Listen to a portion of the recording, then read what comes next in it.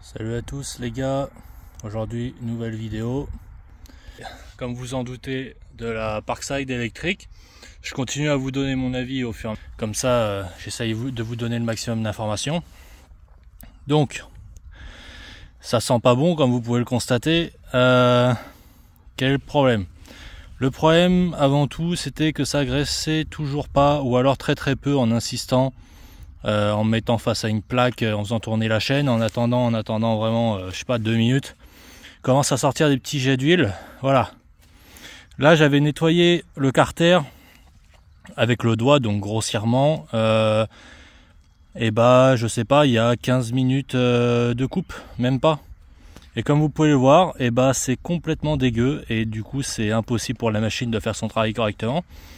Le guide vient de dérailler à nouveau. Alors est-ce que c'est dû à l'encrassement ou pas? Je peux pas trop vous dire. J'ai coupé droit, il n'y avait rien de particulier.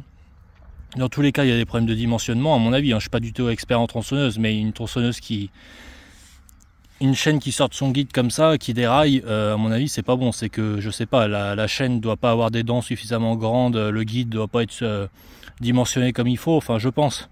Je suis pas expert dans le truc, mais moi, si mon vélo il déraille toutes les 15 minutes, c'est que j'ai un problème de dérailleur. Donc là en l'occurrence je trouve ça un peu bizarre comme ça que ça puisse sortir de son guide. Ensuite de ça, l'encrassement, bah je pense que c'est la première cause potentiellement à mes deux petits soucis, que ça soit problème d'huile ou problème de rail là, ou même on pourrait presque dire problème de puissance. Alors elle a de la puissance, mais c'est pas aussi nerveux qu'une petite tronçonneuse 50 cm3 ou quoi. Et en plus de ça, bah, elle se met à biper aléatoirement, j'ai aucune idée de pourquoi. Je suis en train de couper, d'un coup elle se met à biper, elle continue de couper, mais elle se met à biper. Alors que j'ai encore de la batterie, en fait. Donc je sais pas, est-ce que j'atteins un couple électronique maximum? Est-ce que elle détecte une surchauffe, une merde ou pas? Je sais pas, mais pour vous dire que je fais vraiment pas du tronçonnage intensif, je coupe des petites branchettes là. Je coupe des branchettes de sapin. Donc pour l'instant, c'est pas ouf quoi. Donc je continue à l'utiliser, mais pour l'instant, il y a quand même quelques problèmes. Et pour moi, comme je vous disais, le premier problème, bah, c'est l'encrassement. Dites-moi, ceux qui possèdent des bonnes marques, là, je sais même pas comment ça se prononce, bah, il y a Steel et compagnie, Eco, mais l'autre, la Curva, ou est-ce que, je sais pas comment on dit, je sais même pas comment ça s'écrit, la marque, là, toujours orange et blanche, il me semble, ou orange, dites-moi si ce genre de bonne marque, là, les trois en l'occurrence, dites-moi si ça s'encrasse comme ça. Parce que si ça s'encrasse pas comme ça, c'est clairement un problème de carter et de protection. Parce que là, comme vous pouvez le voir, en fait, l'encrassement, il va partout. Enfin, ça va vraiment partout, y compris dans les trous d'huilage, là. Ça se met partout.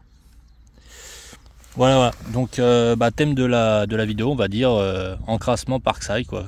Dites-moi si c'est normal une tronçonneuse qui s'encrasse constamment. Je coupe un peu de tout, du bois, un petit peu de la palette, tu vois, un peu de sapin. Mais ça reste du bois standard, quoi. Je suis pas en train de tronçonner des trucs bizarres, quoi. Ça reste du bois, donc dites-moi si ça vous paraît cohérent ou pas. Là je vais remettre la chaîne, je vais nettoyer avec le doigt là grossièrement encore, enlever ce que je peux, je me trimballe pas avec une brosse à chaque sortie. Et puis voilà. Alors moi je pense que je vais de toute façon garder les deux grosses batteries, parce que ce que j'aimerais acheter c'est le petit outil électronique, enfin le petit outil portatif qui ressemble à une mini tronçonneuse. Ça m'intéresse bien, parce qu'une tronçonneuse comme ça c'est lourd, on est constamment à deux mains avec le poids de la machine à bout de bras, et ça m'intéresserait d'avoir une toute petite tronçonneuse que je puisse porter à une main en me servant de ma deuxième main pour bouger la branche. Ça pourrait être génial. Donc dans tous les cas je pense que je vais quand même garder les deux grosses batteries qui sont vraiment pas chères.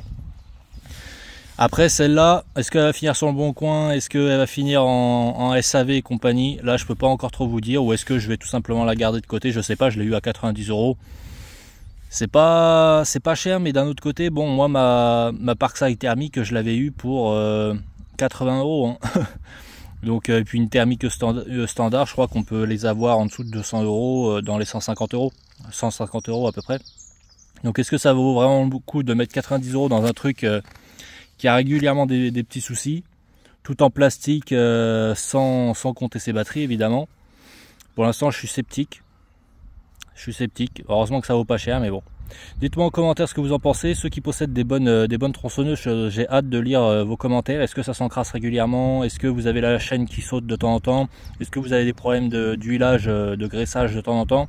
Je serais curieux de savoir tout ça avant que je m'en achète une moi-même. Abonnez-vous parce que je sors plein de vidéos sur ce genre de contenu là, du Parkside et compagnie, ou du Action, Lidl de manière générale, parce que voilà les problèmes que j'ai à Lidl. Là en ce moment j'ai 2 ou 3 remboursements en cours via le SAV.